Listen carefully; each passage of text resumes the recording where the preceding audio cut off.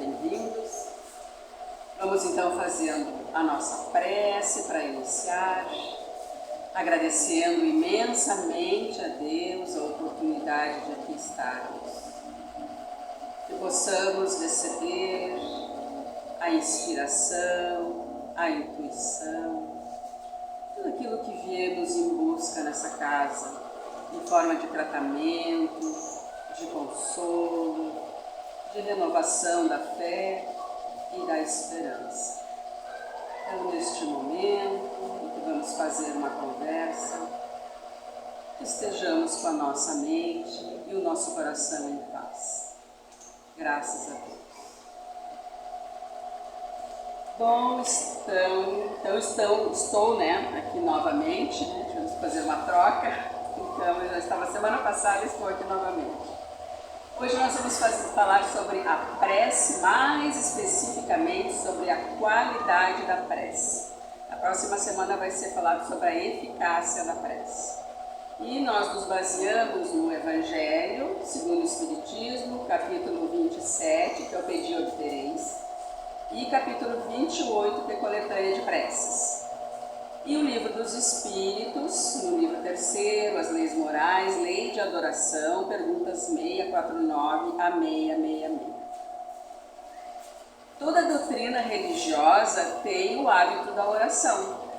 Toda doutrina religiosa que nós conhecemos tem o hábito da oração e da prece.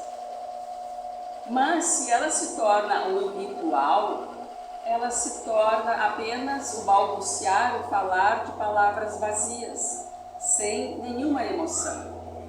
Então ela não é mais uma conversa com Deus, porque ela não nos eleva a Deus. Alguns oram por dever, outros oram por obediência, outros acham que dizer tantas preces, fazer um número de preces, eles estão kits, está tudo bem. E a prece, ela tem 3 variantes, que na próxima semana vai ser abordado melhor.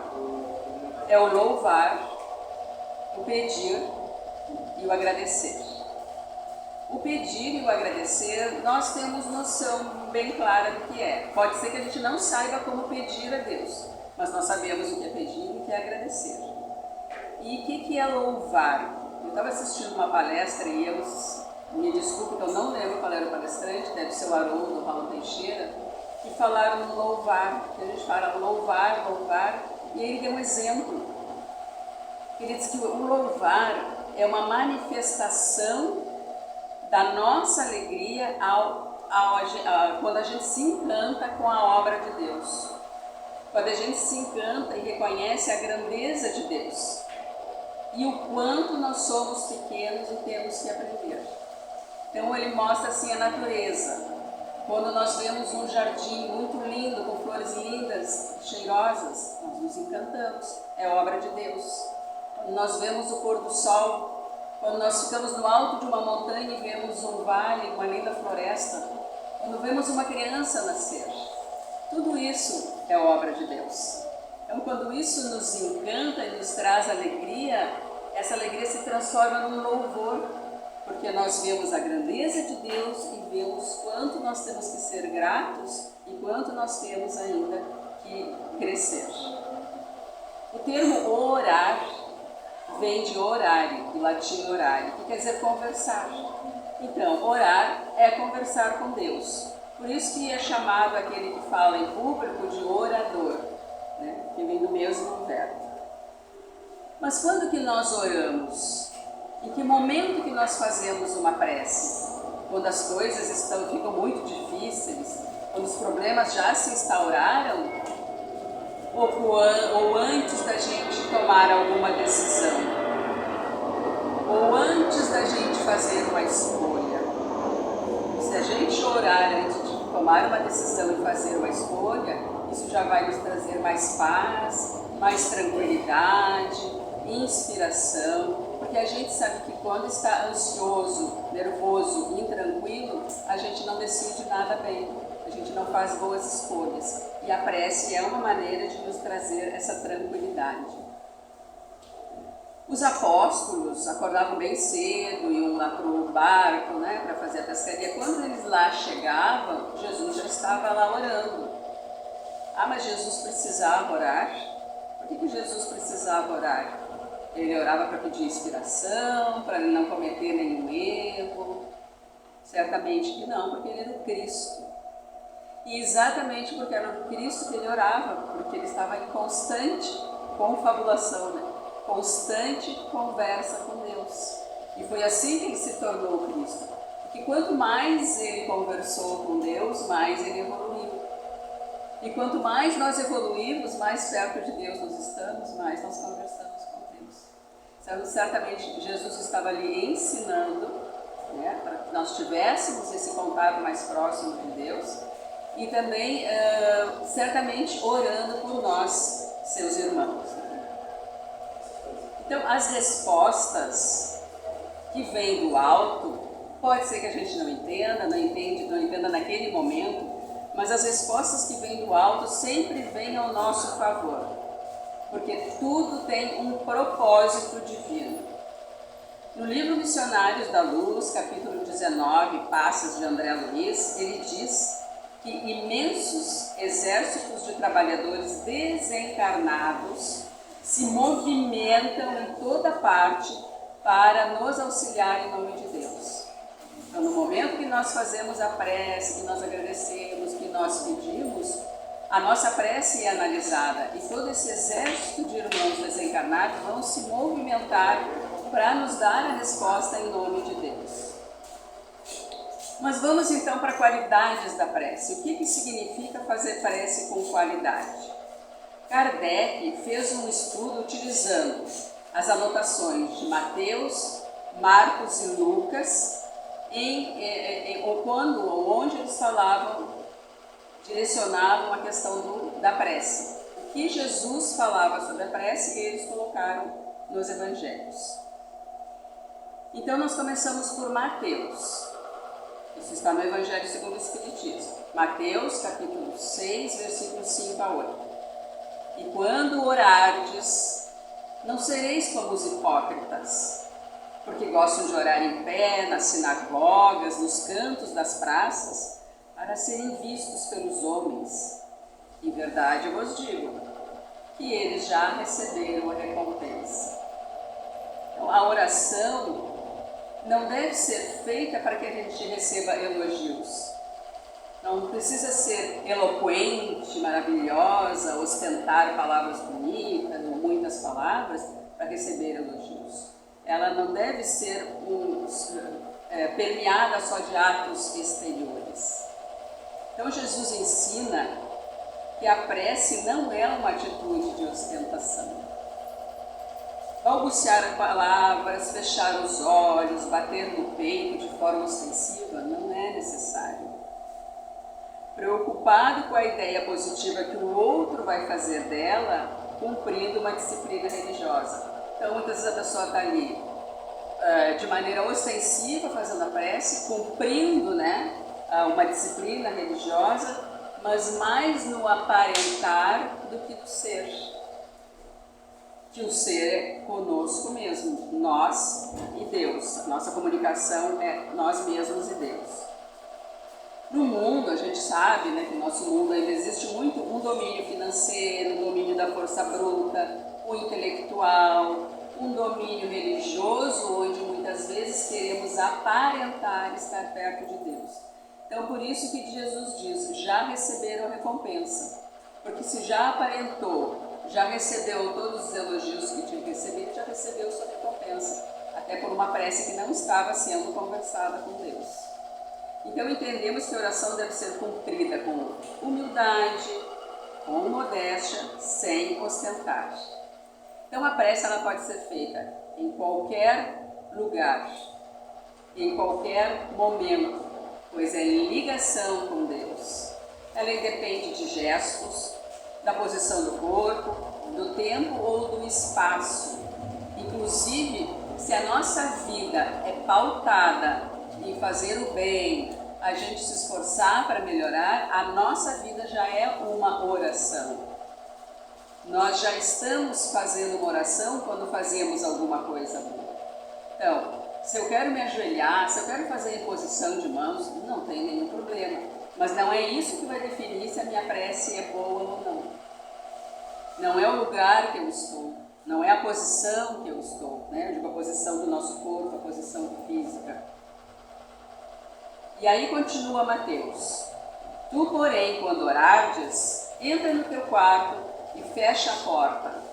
Orarás a teu pai que está em secreto, e teu pai que vem em secreto te recompensará. Quando Jesus diz entra no teu quarto e fecha, ele não está falando de um quarto, de uma peça da nossa casa.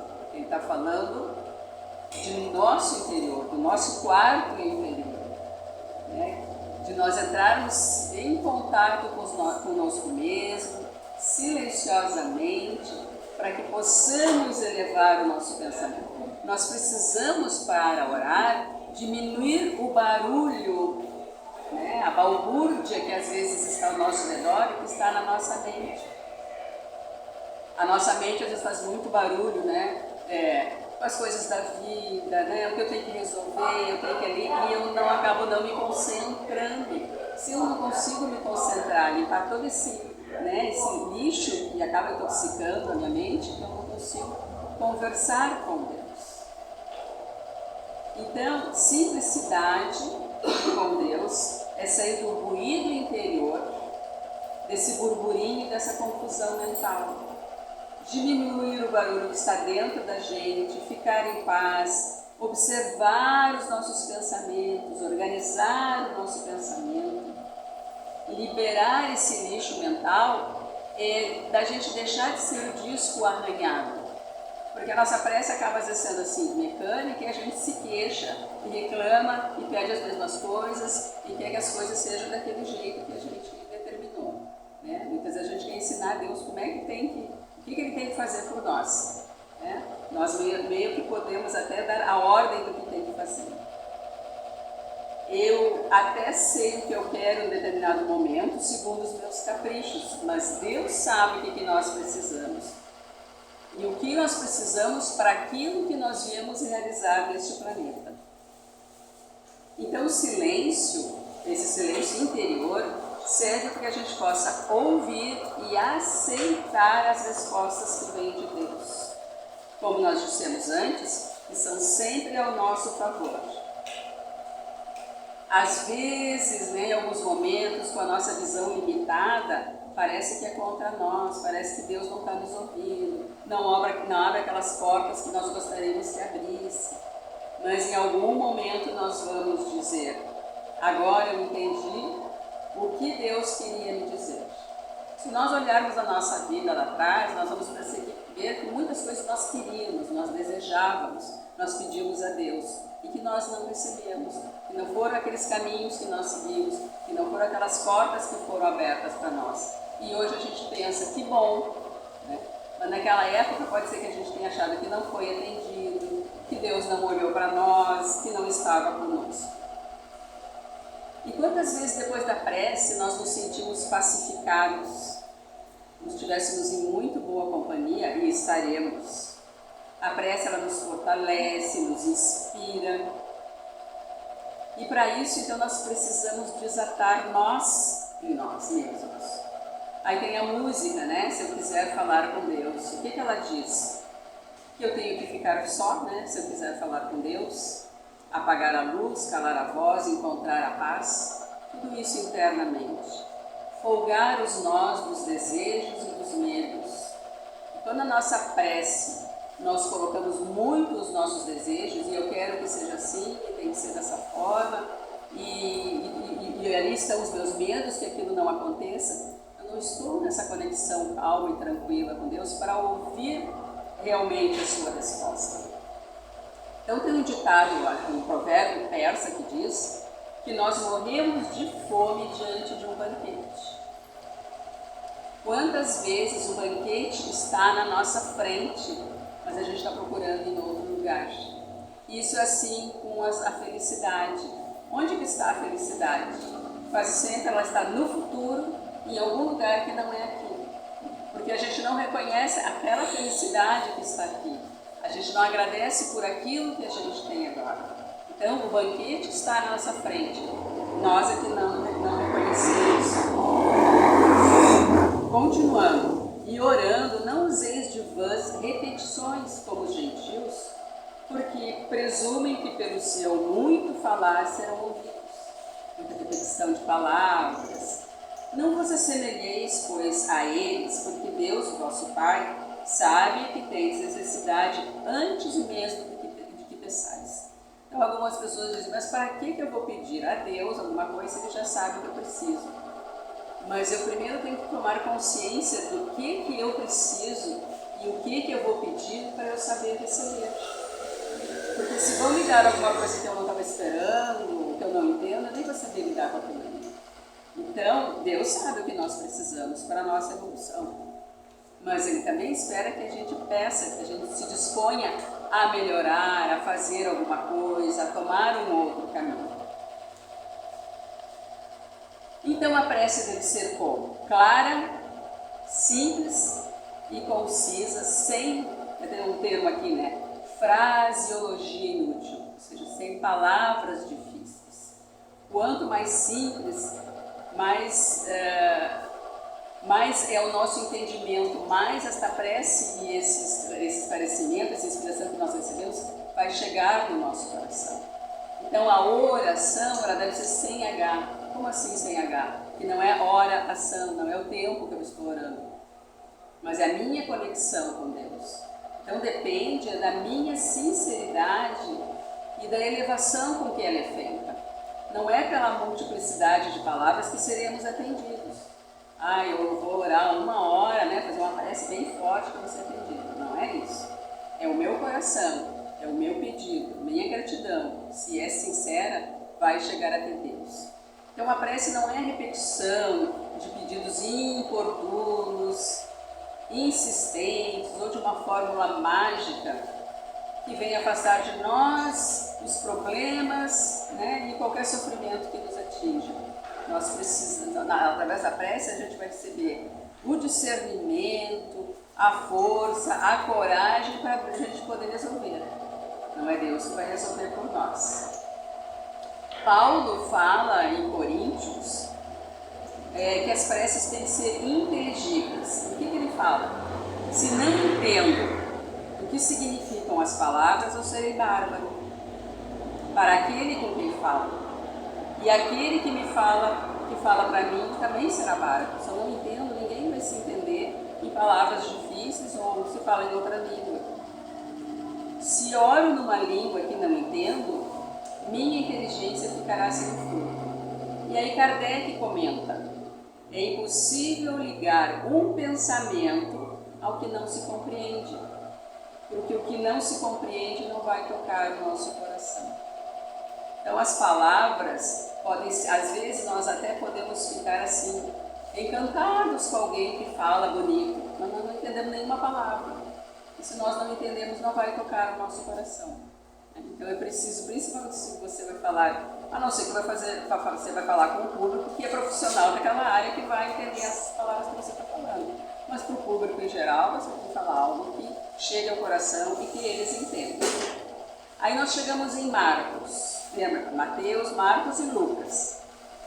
Marcos diz, quando fores orar, se tiveres alguma coisa contra alguém, perdoa-lhe, a fim de que vosso Pai o perdoe. Eu não vou ler tudo, porque nós temos pouco tempo, mas todos nós conhecemos, né, esta passagem. E aí nós pensamos, como que chegará a Deus a nossa prece se ela está cheia de mágoa, de raiva e de desejo de vingança?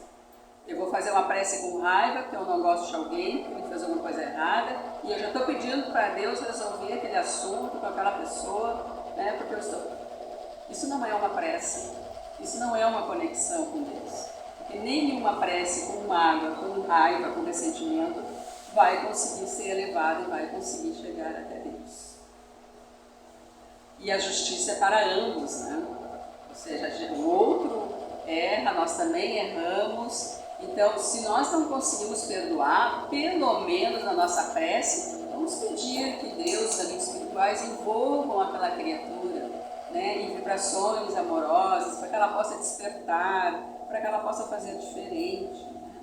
Porque se a justiça para ambos, ele errou, nós também erramos, até porque se forem pegar a nossa folha, né, corrida, é bem extensa, né?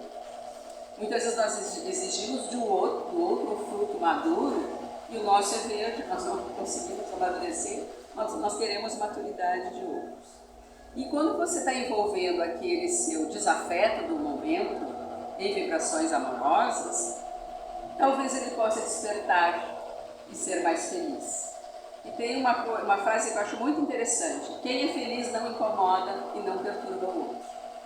Então, se eu desejo que o outro seja feliz e eu busco a minha felicidade, ninguém vai incomodar ninguém. Então, coloquemos nas nossas preces. E aí, por último, vem Lucas. Lucas fala da parábola do fariseu e do publicano. Nós sabemos que os fariseus eles se preocupavam mais com as aparências do que com a palavra de Deus. Eles se preocupavam mais em obedecer regras que eles mesmos criavam e não se importavam com o coração sincero e arrependido. Era coisa muito mais da aparência. E os publicanos, que eram mal vistos porque eles eram cobradores de impostos para os romanos, esses dois foram para a igreja orar, né, para a sinagoga. E aí, assim, todo mundo conhece, né? E 2 homens subiram no templo a orar, um fariseu e um publicano. O que o fariseu falou? Ó Deus, graças te dou, porque não sou como os demais homens, roubadores, injustos, adúlteros, nem ainda como este publicano. Jejuo 2 vezes na semana e dou dízimo do que eu recebo. O que diz o publicano? O publicano ficou mais atrás, ficou de pé, nem levantou os olhos aos céus e só disse: ó Deus, tem misericórdia de mim, esse pecador. E aí Jesus disse: digo-vos que este, o publicano, desceu justificado para a sua casa. Mas aquele, o fariseu, porque qualquer que a si mesmo se exalta será humilhado, e qualquer que a si mesmo se humilha será elevado. Então, o fariseu, ele foi orgulhoso. A gente pode dizer assim: é melhor o aluno que não sabe nada, mas ele tem vontade de aprender, do que o aluno que acha que sabe tudo e não está aberto ao aprendizado. Então aqui fica o fariseu como um aluno que acha que sabe tudo e o publicano como um aluno que sabe que tem muito a aprender. E como sintonizamos com os nossos mentores se há orgulho ocupando um espaço em nós?